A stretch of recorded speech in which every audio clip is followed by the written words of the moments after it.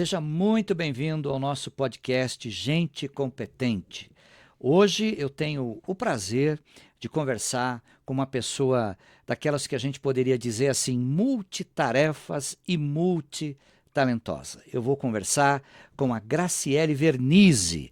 Ela é apaixonada pela vida e pela corrida. Sua conexão com provas de longa distância é profunda, sendo uma verdadeira expressão de sua energia, foco e resiliência. Até os 20 anos, ela atuou como modelo na TV e nas passarelas, mas uma decisão transformadora a aproximou de Deus de maneira única, alterando o curso de sua vida de forma significativa. Hoje, com 52 anos, formada pela Universidade Católica do Paraná em desenho industrial, com pós-graduação em marketing, também possui outras especializações que daqui a pouquinho a gente vai falar, né? Além disso, ela é empresária e ela vai contar um pouquinho da sua experiência nessa área também. E depois a gente vai falar sobre o livro que ela acabou de publicar. Então, vai ser uma conversa muito boa e eu espero que você goste bastante e que você participe conosco aqui, ok? Graciele Vernizzi é gente competente, estávamos esperando você aqui. Seja muito bem-vinda, Graciele. Muito obrigado, Paulo. Uma boa tarde a todos. E assim, um agradecimento especial aí por todas essas referências que você colocou. Muito obrigada, fico lisonjeada com isso. É um prazer muito grande, eu conheço você muito bem, sei os teus talentos, né? E como o nosso podcast, ele é gente competente, né? Nós queremos conversar com pessoas que têm competências em diversas áreas de atividade, né? E você é multitarefa, você tem muita coisa aqui para contribuir. Graciele, vamos começar falando sobre a tua carreira profissional, como é que foi, como é que você descobriu que você queria ser designer industrial? Bom, eu sou, como você falou, fiz desenho industrial, né? Mas na época, a gente é muito novinha para decidir essas questões de formação, né? Então, as oportunidades foram surgindo e eu sempre gostei dessa área de desenho, sempre tive uma facilidade para isso, sempre me atraí, né? Por esse tipo de trabalho. Trabalhei em escritórios de arquitetura também na época, fiz curso técnico de arquitetura, então sempre envolvida com esse setor, com esse segmento, né? E aí eu consegui me formar, né? Desenvolvi toda a trajetória de desenho industrial com habilitação em produto e comunicação visual. E aí as coisas foram acontecendo, né? Eu sempre fui uma pessoa assim que procurei sempre fazer um pouco a mais do que aquilo que sempre me pediam. Eu acho que isso é até um ponto interessante que eu costumo falar e colocar como uma experiência própria, né? Quando você realmente se dispõe a fazer além do que aquilo que te pedem, isso traz um retorno, um resultado muitas vezes inesperado, né? Sempre de forma bastante positiva. E isso foi acontecendo. Então, dentro do curso, eu realizei o curso, daí fui buscar estágio, mas aquilo já não me satisfazia, eu queria algo maior, eu queria crescer, eu queria me descobrir, né? E nesse momento, aí eu fui sendo admitida em algumas empresas, eu tive a minha própria agência de publicidade, né, durante quase 4 anos, e isso me fez crescer bastante também na época. Apanhei um pouquinho, né, porque a gente acaba achando que a gente tem muito conhecimento e na verdade não tem, mas é onde a gente mais aprende, né? Quanto menos conhecimento e mais disposição, a gente aprende mais. E foi o que aconteceu comigo nesses 4 anos, onde eu pude ter a minha própria agência de design e de publicidade, né? E aí trabalhei em outros escritórios como designer também e acabei parando numa indústria química. Entrei numa indústria química, que é onde eu presto serviço até hoje, e ali eu tive assim um crescimento exponencial em todos os setores da minha vida, tanto pessoal quanto profissional. Isso me trouxe assim um crescimento importante, né? Onde assim eu pude descobrir novas áreas que eu não imaginava que eu gostasse e aquele aprendizado de você saber lidar com as pessoas, né? De você liderar equipes, de você fazer gestão, né? Em todos os sentidos. Então, tudo isso me trouxe muito crescimento, né?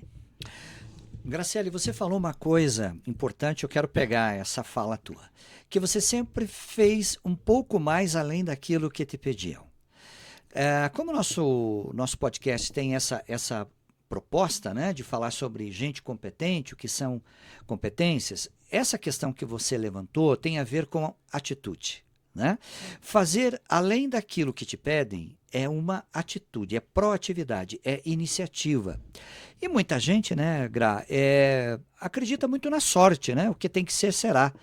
Mas não pensa que existem situações na vida em que você vai esperar acontecer, naturalmente. Mas há outras em que você tem que fazer acontecer. Né? Então, essa tua fala é bem importante. Nós temos várias pessoas que nos acompanham, que talvez tenham dúvidas, né? Por que as coisas não dão certo para mim? Não é que não dão certo, né? Às vezes, Gra, o que falta é isso, né? É fazer um pouco mais além daquilo que pedem para você. Exatamente. E isso aí me faz pensar em duas vertentes, na verdade, né? Porque a gente precisa realmente ter atitude. Não adianta você querer ter resultados diferentes fazendo a mesma coisa. Não vai dar certo, não vai acontecer. E você vai se frustrar ainda mais. Um detalhe importante que eu vejo muito nas pessoas também, às vezes aquela frase clássica, né? Eu vou fazer só isso que me pediram. Eu não vou fazer mais, porque ninguém reconhece, eu não sou vale pago a pena. Isso, né? Eu sou pago para fazer X, então vou fazer X. Só que a grande sacada disso é o quê? Quem ganha em estar fazendo a mais do que te pedem é você mesmo. Então, se você abrir um pouquinho a sua mente e entender que se a pessoa te pede A e você faz B e C, quem está ganhando com isso é você mesmo. Você está se descobrindo, você está se desafiando, você está crescendo. E isso vai ser benéfico para você lá na frente, para uma tomada de decisão, né? Para uma atitude que você precisa tomar, né? Para várias situações, para a tua vida pessoal, né? Para você lidar com as tuas emoções, isso mexe demais com todo na vida da pessoa. Então, quando eu entendi isso, virou uma chavinha tão importante, eu já tenho assim no meu DNA essa questão da ação. Né? Isso faz parte um pouco da minha personalidade, da minha essência, né? Mas quando eu entendi que realmente tem esse benefício a mais de que quem vai estar ganhando com isso sou eu mesma, né? Podendo contribuir lá na frente para alguma situação, enfim, isso muda tudo. Muda tudo, né? E como você falou, atitude, né? Eu acho que é um combo bem importante você ter atitude, determinação, né? Ter fé também, eu acho que faz parte disso. A gente não pode ser totalmente racional, porque nós somos seres espirituais, não tem como você desassociar isso, né? Então eu acho que é um pouquinho de tudo, sabe? A determinação, um pouquinho de ousadia, né? Claro que as pessoas falam assim, eu não vou arriscar, eu tenho medo de arriscar, mas é um risco calculado. Você só vai saber se vai dar certo se você der mais um passo. Né? Claro, com prudência, com equilíbrio, sabendo qual é esse passo a mais que você vai estar dando, né? Então, eu sempre costumo dizer, a gente tem que ter atitude, senão as coisas não mudam, os resultados sempre vão ser os mesmos. Então, eu vivi isso um pouco na minha vida profissional, na época de pandemia, todo mundo fechando a empresa, eu tive uma oportunidade muito interessante de ter uma loja de autoatendimento, né? Onde todo mundo fechando e eu abrindo. Então, isso foi assim a maior prova de que a atitude, né, a determinação e você acreditar naquilo que você deseja fazer, isso foi muita prova, né? Foi muito interessante isso. Ótimo. Graciele, você tem um traço no teu perfil que me chama a atenção. Você se formou num curso extremamente técnico, né? Porque o desenho industrial, ele trabalha muito com as ciências exatas, né? São cálculos, são medidas. Mas você meio que fez uma transição de carreira porque você se encontrou na área comercial também. E você tem um histórico de sucesso nesse sentido. Então, eu queria que você compartilhasse aqui com os nossos amigos a questão das habilidades, porque você tem habilidade para ser uma designer, você criou embalagens de vários produtos que eu sei e outros tantos, né, que você realizou, mas de repente você meio que avançou, vamos dizer assim, ou migrou para uma área comercial que envolve outros tipos de habilidades. Como é que você conseguiu fazer isso? Você sabe que essa área comercial, sem eu saber, ela já estava intrínseca em mim quando eu era adolescente. Porque o meu primeiro emprego, eu tinha acho que 16 anos de idade. E eu fui trabalhar como vendedora numa loja que na ocasião chamava-se Benetton. Ficava aqui em Curitiba, né? Então eu tinha que vender as roupas, aí eu aprendi a fazer a vitrine, porque aí volto a falar, né? Não faça só aquilo que te pedem. Então era para eu estar só atrás de um balcão vendendo roupa. E eu olhava para aquela vitrine e eu me interessava. Falei assim, gente, eu quero aprender a fazer isso. E aí eu cheguei a aprendi a dobrar roupa, aprendi a fazer vitrine, né? Então assim, isso retrata o quê? A parte comercial, ou seja, a venda, ou seja, relacionamento. E aí tem um outro ponto, que eu gosto de pessoas. Eu gosto de conversar, eu gosto de me relacionar, eu gosto de ouvir, eu gosto de aprender, né? Então, esse é um ponto importante também. Claro que isso fala muito da personalidade de cada um, né? Cada um tem seus dons, tem seus talentos, tem o seu lugar, né? Para estar desenvolvendo sua habilidade. Mas no meu caso, eu tenho isso comigo. Eu gosto de pessoas, de me envolver, de aprender, de trocar ideias, né? Só que aí isso, né, teve um salto, daí eu tive toda essa outra realidade da faculdade, a coisa mais técnica e tudo mais, e aí depois isso eu resgatei novamente de uma forma muito natural, né? Então, o fato de eu sempre estar me relacionando com as pessoas, conhecendo novas pessoas, isso é importante também, né? E eu adoro essa parte comercial, eu adoro, assim. Então, hoje, sim, eu posso dizer que eu faço a gestão de muitos projetos, né? Então, eu busco junto ao cliente as demandas do cliente, trago para dentro de uma indústria, né? Trago todos os departamentos envolvidos para aquele projeto, para que realmente ele venha a nascer e venha se efetivar no mercado, né? Então, isso é muito gostoso e é muito dinâmico, né? Mas para isso, precisa ter algumas questões que antecedem esse processo, né?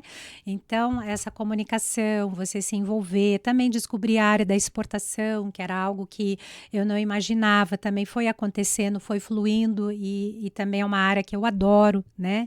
Desenvolver projetos, exportar produtos. Então, tudo isso a gente constrói, não é da noite para o dia, né? A gente vai construindo e sempre assim, não fica parado, né? A gente precisa estar buscando conhecimento, precisa estar buscando inovação. O mercado é muito predador, então se você ficar estagnado, né, fazendo ali a mesma coisa, você vai ficar para trás, né? Você tem que ser rápido, você tem que conhecer o que está acontecendo hoje. É isso? Então, vamos buscar conhecimento nisso, né? Então, a gente também tem que ser rápido, né? Então, para isso, as pessoas precisam de pessoas. Então, a gente tem que estar se relacionando, né? Perfeito, perfeito. Você acrescentou mais um elemento importante nessa tua fala, que é a questão do conhecimento, né? A gente sempre fala aqui, né, no nosso podcast, que a competência, ela envolve conhecimentos, habilidades e atitudes. Não somente isso, mas também valores éticos, né? Tem muita gente competente para o mal. É verdade. Eu comento, às vezes, quando posto nas minhas palestras, né, que dou, e aulas e treinamentos em empresas, se você considerar o traficante de drogas do Morro do Rio de Janeiro, ele é um sujeito competente? É. Por quê? Ele tem conhecimento sobre tráfico? Tem. Ele tem habilidade para fazer isso? Muita. Ele tem atitude? Muito mais ainda. Mas o que ele não tem, que o bom profissional naturalmente deve ter, são os valores éticos. Então eu queria perguntar para você, de que maneira a tua fé que você tem em Deus contribui para que esses valores e essa ética trabalhem junto com os teus conhecimentos, as tuas habilidades e as tuas atitudes?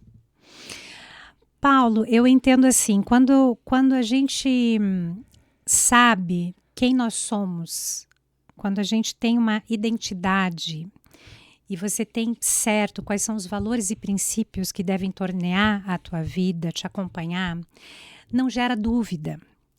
Então, qualquer situação que surge, você não vai ficar titubeando. Será que eu vou? Será que eu não vou? Será que eu faço? Será que eu não faço? Por quê? Aquilo está tão claro, está tão determinado dentro de você, que é algo automático. Às vezes eu me assusto quando as pessoas falam assim, nossa, aquela pessoa é tão honesta, nossa, aquela pessoa assim me pareceu assim ser tão verdadeira, tão... Gente, mas é o que a gente precisa ser. Hoje, no mundo que a gente vive, isso é um luxo. Isso é uma raridade, a pessoa falar que ela é honesta. Você entendeu? Então, assim, como que está funcionando isso hoje, né? Então, eu acho que, assim, as pessoas, elas precisam saber quem elas são, aonde elas querem chegar, qual é a identidade dela. Eu creio que a partir desse momento, você entendendo quais são os seus princípios e valores, a ética e a espiritualidade, a fé, elas vão te acompanhar de uma forma harmônica. Tudo vai funcionar. É fácil? Não é, porque às vezes surgem situações difíceis de você enfrentar, que de repente podem envolver até terceiros no processo. Mas o princípio e valor que está dentro de você, ele é tão maior do que isso, que você não vai ter dúvidas, você não vai titubear, aquilo não vai balançar a tua identidade, né?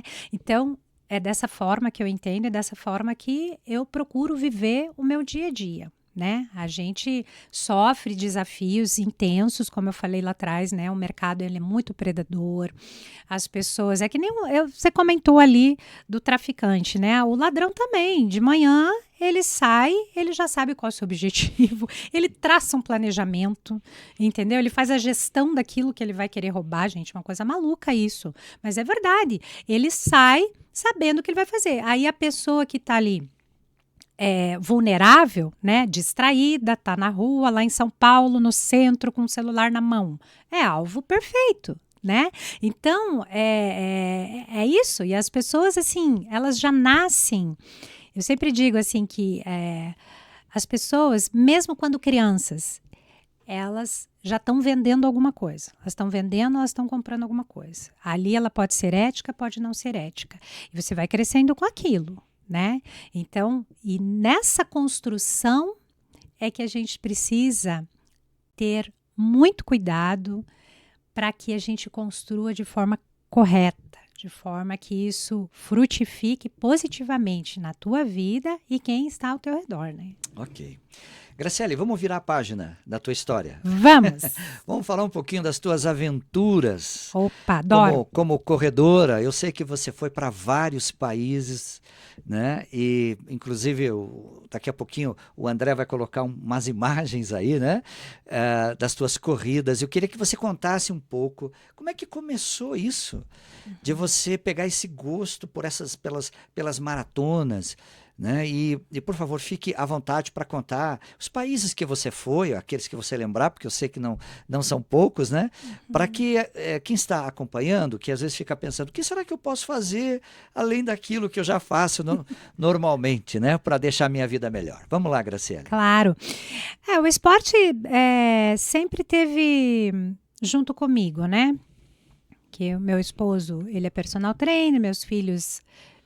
sempre tiveram envolvimento com atividade física, competiam natação. Então, dentro de casa, sempre essa atmosfera do esporte teve presente, né? Mas comigo, especialmente, a corrida iniciou em 2012, né, a convite de uma amiga para eu participar de uma primeira prova. Vou contar de forma bem resumida, né? E eu estava morrendo de medo, nunca tinha corrido. E aí ela falou: é um domingo de manhã, 7 horas da manhã. E eu falei: nossa, mas domingo, 7 horas da manhã? Mas aí eu fui, né? Cumpri com o prometido que eu ia. E aí eu me deparei com mais de 5.000 pessoas no domingo de manhã, 7 horas da manhã, e eu digo: meu Deus, que universo é esse que eu não conhecia, né? E aí foi quando eu corri e consegui concluir a prova, e aí eu me apaixonei, né? Então a gente costuma dizer que o bichinho da corrida picou. E aí, de 2012 para cá, aconteceu muita coisa. Eu tive a oportunidade de participar de inúmeras provas, né? E a gente começa a se desafiar, né? Eu começava com 5 quilômetros, não, agora vamos para 10 quilômetros, né? E do 10 quilômetros vai para o 21 e cheguei nos 42 também, né? Claro, isso não foi da noite para o dia, isso foi uma construção também dentro do esporte, né? Mas eu tive, em 2014, um episódio incrível, né, que hoje se transformou em páginas, né, se transformou num livro, e ele aborda a história de fé e superação que eu tive, que envolveu a vida do meu pai na época, né? Ele precisou fazer uma cirurgia do coração, ele superou a cirurgia, porém infeccionou a prótese da cirurgia que ele fez, isso provocou um AVC, e ele foi parar na UTI, né? Ele ficou 4 meses na UTI entre a vida e a morte. E nesse período desses 4 meses, num treino que eu estava fazendo, eu senti algo muito forte dentro do meu coração para que eu corresse a minha primeira maratona em prol da vida do meu pai. Foi muito forte, né? Com certeza ali foi a voz de Deus me falando, mas eu não entendia muito bem aquilo, né? E eu digo, mas por que isso, né? Eu não quero, assim, não seria um sacrifício, mas seria me colocar no lugar do meu pai, por toda a condição que ele estava vivendo e tudo mais.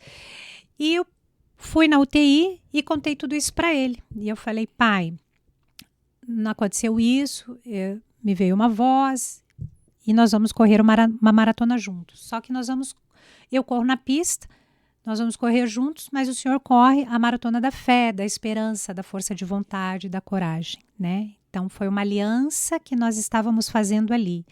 E num gesto que foi inesperado para mim, meu pai estava deitado na maca e ele simplesmente levantou o polegar, concordando com esse desafio. E aquilo arrepiou meu corpo todinho, né? Parecia que a UTI tinha se iluminado, né? E eu digo: nossa, vou agora ter que cumprir com essa aliança, né? E eu não tinha nem ideia o que era uma maratona, quanto tempo tinha que treinar, que são 5, 6 meses que você treina antes, né? E aí, quando eu fui falar com o meu treinador, ele falou que seria muito arriscado, porque só faltavam 40 dias para a prova, né? E eu tinha que treinar 5, 6 meses antes. Mas ele abraçou o desafio junto, meu marido também, meus filhos me apoiaram. E aí aconteceu a prova, né? Eu tive uma surpresa muito linda, que as minhas amigas fizeram uma surpresa, se organizaram, e a cada 10 quilômetros apareceu um grupo de amigas com cartaz: Graça, um pacto pela vida. Então foi algo assim extremamente emocionante, foi singular, né? Tanto para minha vida quanto para todas as pessoas que se envolveram nesse desafio, né? Aqui eu estou contando de uma forma bastante breve e resumida, mas foi algo muito impactante. E com isso, depois de uma semana, de uma forma milagrosa, os médicos me chamaram e o meu pai recebeu alta da UTI, né? Então era uma pessoa que estava desenganada e com todo esse propósito de intercessão durante a prova, durante o percurso, né? Deus mudou totalmente a rota. E aí meu pai pôde viver mais 1 ano e meio junto à sua família, pôde ver toda a homenagem em vida, né, feita a ele. E aí meu pai me deixou uma mensagem, ele falou: filha, se você tiver condições e saúde para correr outras maratonas, faça isso dando sentido. E aquilo me marcou, né? E aí foi quando eu fui tendo outras oportunidades, que aí você comentou, né, outros países que eu pude estar presente, sempre com o foco de alguém que estava com alguma situação na área da saúde. E então eu pude correr em Montevidéu, foi uma prova muito bonita. Eu levantei recursos para as crianças do Hospital Pequeno Príncipe na época, né? Tive a oportunidade de conhecer o presidente na ocasião, que foi em 2016, isso, 2017. Então tem foto ali, eu levantando recurso, entregando recurso para ele. Foi muito lindo, assim. E foi assim, a atitude também, né? Eu fui sozinha, saí daqui de Curitiba, fui até Montevidéu, corri a prova. Na América Latina você correu em Montevidéu. Foi Montevidéu, eu corri no Chile, em Santiago, né? Aí depois foi lá para os Estados Unidos. Daí eu fui para Nova York. A maratona de Nova York Nova você York. chegou a correr. Eu corri na Patagônia também, uma prova de Certo. montanha na Patagônia. Corri em Ushuaia também, o ano passado. Corri em Berlim, fiz a prova de Berlim também, né? As que eu estou lembrando agora, acho que foram essas. Que bom, que bom. Gra, eu sei que a tua história é muito bonita e agora ela está registrada, né? Não só nas tuas memórias propriamente, mas você escreveu este livro, que inclusive eu já comecei a ler, está aqui. Um livro maravilhoso, muito sensível. A forma como você escreve até me surpreende, porque você tem uma escrita leve, no sentido da compreensão, da leitura, não é aquela coisa rebuscada, muito prolixa, né, que você não consegue entender exatamente o que o autor está querendo dizer. Sim. No caso, não, você descreve assim, de uma forma muito leve, tranquila, esse compromisso que você tinha com o seu pai e o que ele representa. Fale um pouquinho do livro para a gente. Claro, falo sim. Então, eu nunca tive a pretensão de escrever um livro, né? Mas o que acontecia? As pessoas, toda vez que eu contava essa história que eu vivi, as pessoas se emocionavam de alguma forma. Eu tô todo arrepiado aqui e tal. E começaram a falar. Não foram poucas, foram muitas pessoas que começaram, em diferentes lugares, começaram a falar: por que você não escreve um livro, né? Por que você não compartilha essa história? Outras pessoas podem estar vivendo a mesma realidade. E aquilo começou a aquecer meu coração. Eu falei: meu Deus, será que não é hora de fazer isso realmente, né? Então, foi 1 ano e meio de projeto. Aí aqui, faço um parênteses aqui, que a coautora é minha amiga também, ela teve a oportunidade de entrar no projeto, que o livro ele já começou a cumprir o seu propósito, né, de abençoar as pessoas. Então, já iniciou até com a minha amiga, que está como coautora do livro também, a Patrícia, que ela também teve essa realização, esse projeto, e ela tem muita gratidão de ter participado desse projeto junto comigo. Então, foi 1 ano e meio de projeto. E, assim, chorei várias vezes durante esse 1 ano e meio, porque eu tive que resgatar muita memória, muitas situações, relembrar muitas situações, né? Mas foi bom isso, sabe? Foi muito importante, porque, assim, cada vírgula escrita aí, cada palavra, realmente, assim, ela é muito verdadeira, né? E não tem nada melhor do que você falar daquilo que você viveu. Então você fala com propriedade, você fala com verdade, né? E sobre a escrita, sobre o livro, a minha intenção sempre foi assim passar uma linguagem onde as pessoas, no momento da leitura, elas sentissem como se eu estivesse conversando com elas, né? E eu tive o feedback de algumas pessoas bem interessante, que falaram assim: Gra, parecia que eu estava ouvindo a sua voz no momento da leitura, né? As pessoas que me conhecem, que adquiriram o livro, né?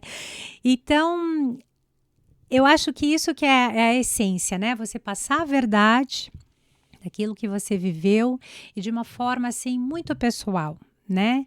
Nada informal, nada complexo, mas algo onde as pessoas se identificam. E aí tem 2 vertentes do livro também, né? Que isso é um feedback que as pessoas têm me dado. Porque as pessoas se identificam em 2 esferas. Uma delas é quem já não passou uma situação difícil da perda de um ente querido ou ainda vai passar. Isso é uma realidade nossa, né? E quem já não precisou se superar em alguma área da vida, né? No meu caso, foi através do esporte, né? Porque uma pessoa que só corria 5 quilômetros, de repente passou para 42 quilômetros, e ter que treinar somente 40 dias, eu, aqui abrindo parênteses, não recomendo fazer isso. Procure o profissional da área e treine bem certinho como tem que treinar, né? Esse é o correto. Mas no meu caso, Deus me permitiu isso de uma forma assim absurdamente milagrosa, sabe? Porque assim, você terminar os 42 quilômetros, eu terminei sem dor, não tinha dor na perna, não tinha... Claro, eu tinha uma exaustão física, né? Mas eu não tive problema muscular nenhum, problema ósseo, cardíaco, nada, nada, nada, nada, nada. Então, foi uma superação isso, né? Agora, quantas outras pessoas não precisam se superar em outras áreas da vida? Às vezes tem uma pessoa que para ela conversar com o chefe dela, ela tem que se superar nisso. Então, é uma situação. E quantas não precisam se superar em outras áreas, né? Então, o livro, ele aborda essas duas esferas, né? E quando as pessoas se identificam, eu, pelo menos, eu adoro me identificar, né? Com situações, com histórias, né? Não sei explicar, mas é algo, assim, positivo para mim. E, de certa forma, é o que eu estou passando no livro. E é o que as pessoas têm me dado como feedback, né? Então, isso é positivo. Muito bom. Graciele, quem quiser adquirir o seu livro, quais são os caminhos? Aonde que ela pode encontrar? Vamos lá. Ah, sim, você pode... Ele está disponível nas livrarias Curitiba, no Shopping Palladium, no Shopping Barigui e no Shopping Curitiba. Mas também pode ser adquirido através do site www.casacarroevocê.com.br. Ali, inclusive, tem desconto via Pix. Uhum. E o teu e-commerce que você tem da tua loja, como é que é? Como é que a pessoa acessa, né? Isso, pode entrar também através desse site, né? O www.casacarroevocê.com.br. E se alguém quiser ter alguma curiosidade a mais, ter algum pouco mais de informação sobre a minha caminhada esportiva, ou até sobre o próprio livro, pode acessar o meu Instagram, que é Grace_Vernizzi. Grace com CI no final. CI. Grace_ Vernizzi. Vernizzi. Isso, É com isso. Z de zebra e E de escola. Graciele, muito obrigado pela tua presença. Foi maravilhoso poder conversar com você, ver a tua experiência de vida. Eu tenho certeza que as pessoas que estão ouvindo, estão vendo, estão recebendo informações, né? Experiências, referências que a gente tanto precisa na vida para Sim. poder avançar, né? Espero que a gente possa ter em outra ocasião uma conversa boa como essa. Com Ok? certeza. Obrigado por você que esteve aqui conosco, que você fique em paz, que Deus te abençoe e até o nosso próximo Gente Competente.